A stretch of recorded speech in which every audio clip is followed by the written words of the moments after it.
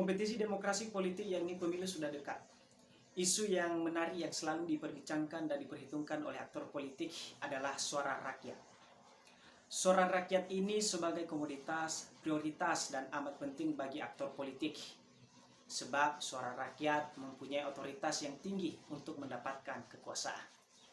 Bisa dibilang suara rakyat adalah jalan terakhir dalam menentukan kemenangan maupun kekalahan.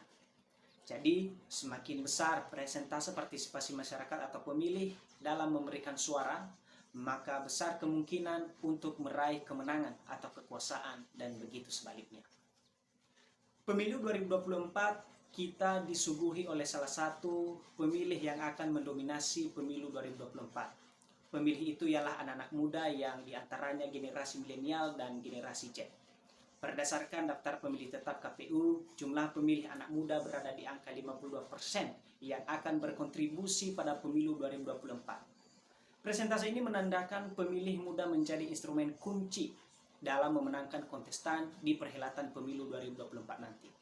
Dengan demikian, partisipasi politik milenial dan generasi Z pada pemilu sangat diperlukan untuk menilai para kontestan pemilu dari berbagai perspektif, supaya proses demokrasi politik yang dibangun di ruang publik dapat dipahami secara logis, bukan semata-mata memberikan pilihan kepada figur politik dengan modal narasi politik romantik dan retorika semata. Pemilih muda jangan pesimis terhadap politik.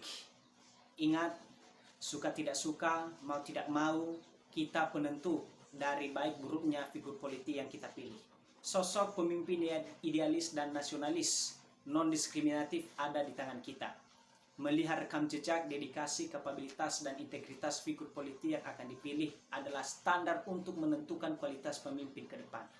Memilih pemimpin bukan semata-mata apa yang didengar di panggung politik, apalagi jika pilihan kita karena intervensi politik tertentu.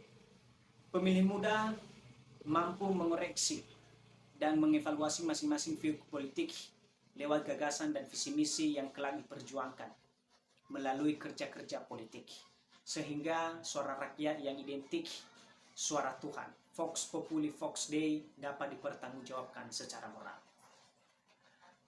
Untuk itu saya mengajak kita semua, generasi milenial dan generasi Z sebagai pemilih terbanyak di pemilu 2024, agar berkontribusi dan penuh kesadaran dalam menjaga suasana demokrasi di tengah dinamika politik yang cenderung apatis saat ini. Dengan tumbuhnya partisipasi politik secara maksimal di antara generasi milenial dan generasi Z, dapat dipastikan kemajuan demokrasi politik di Indonesia, khususnya di pemilu 2024, akan semakin berkembang, berkualitas, dan sehat. Terima kasih, salam dari Bang Fidel, sampai jumpa.